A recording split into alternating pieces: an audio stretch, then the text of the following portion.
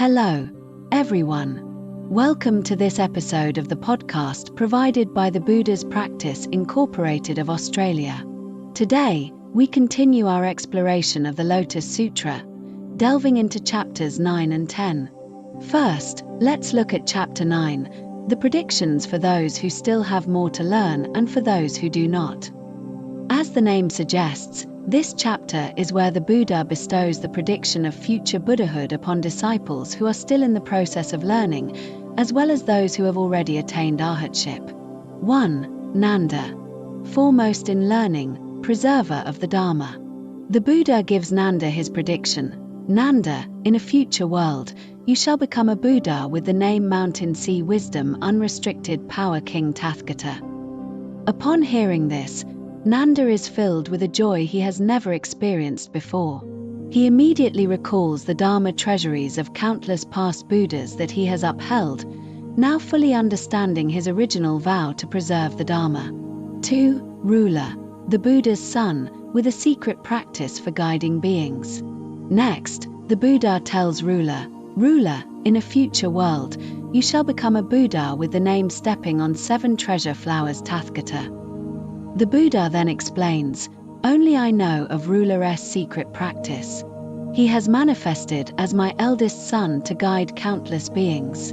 In the future, he will make offerings to innumerable Buddhas and serve as their eldest son, ultimately achieving the highest path to Buddhahood. 3. The 2000 Avakas.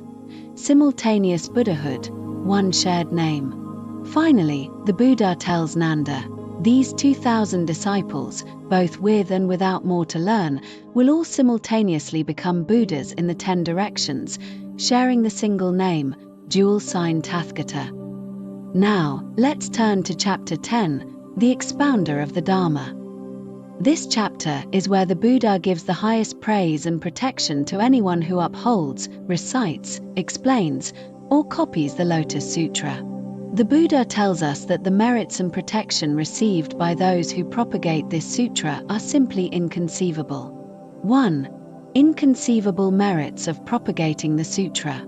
The Buddha first declares to Medicine King Bodhisattva that whether in his lifetime or after his passing, anyone who hears even a single verse or line of the Lotus Sutra and feels even a moment of joy will receive a prediction of inevitable Buddhahood. He further explains that anyone who can uphold, recite, explain, or copy this sutra, and respectfully treats the scroll as they would the Buddha himself, has already made offerings to countless Buddhas in the past. They have fulfilled their great vows in the presence of those Buddhas and have chosen to be born into this human world out of compassion for all beings, in order to extensively preach the Lotus Sutra. The Buddha even says that if someone were to ask, who will become a Buddha in the future, we should point to those who uphold, recite, explain, and copy the Lotus Sutra. This is because they are the manifestations of great bodhisattvas who have voluntarily given up their pure lands to be reborn in this defiled world to benefit all beings. The Buddha also points out that even if one secretly explains just one line of the Lotus Sutra to a single person, they are already an emissary of the Tathagata, performing the Buddha's work.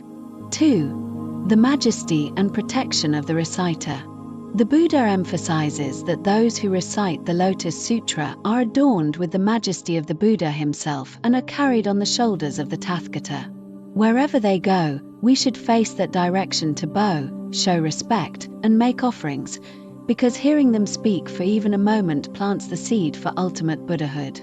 The Buddha uses a powerful contrast to highlight the immense merit of propagating the sutra. The sin of a person who harbors an evil mind and curses the Buddha for an entire eon is relatively light. However, the sin of a person who speaks a single evil word to a layperson or ordained person who upholds the Lotus Sutra is far more grave. Likewise, praising the Buddha with countless verses brings immeasurable merit, but praising one who upholds the Lotus Sutra brings even greater blessings. 3. Entering the Tathagata's abode, wearing his robes, and sitting on his seat. The Buddha tells us that the Lotus Sutra is the most difficult of all sutras to believe and comprehend, as it is the secret treasury of all Buddhas. It is difficult to believe because it directly reveals the true meaning of the single vehicle of Buddhahood. Finally, the Buddha reveals the three majestic virtues of a Dharma expounder. Entering the Tathagata's abode, to practice great compassion for all beings. Wearing the Tathagata's robes, to possess a heart of gentleness and patience. Sitting on the Tathagata's seat, to abide in the state of the emptiness of all things. Only by embodying these three virtues can one be a true emissary of the Tathagata and a great bodhisattva, willingly born into this world to preach the Lotus Sutra for the sake of all beings. The Buddha promises that even if a Dharma expounder is alone in a secluded place, he will send celestial beings to listen, and will even appear himself to personally bless them and guide them if they forget any part of the text. Thank you.